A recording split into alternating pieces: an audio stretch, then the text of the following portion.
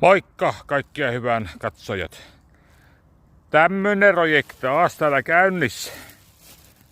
Mä kun ajattelin, että tänä aamuna olisi päässyt suoraan kirjastoon, niin eihän tässä kun torin koliin läpi, niin lasinsiruja aivan järjettömästi. Pitää ilmoittaa kaupungille, että kävisivät vähän.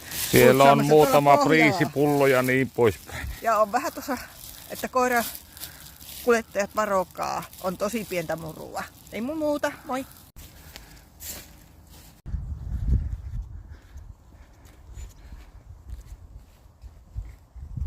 Tähän pitää jo kutsua lakasukoneen kuljettaja.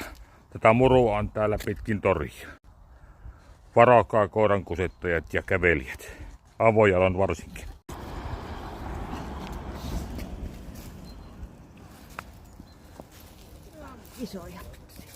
Isoja siruja. No niin, kattokaa nyt.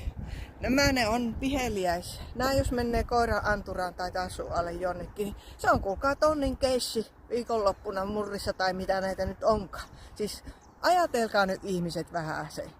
Siis tällaisia. Ei se omassa jalassa tunnu kivalta. Lasinsiruja, teräviä sellaisia. Ei mulla muuta. Moi! Niin, tässä tuli painava sana. Tästä jatketaan. Moikka!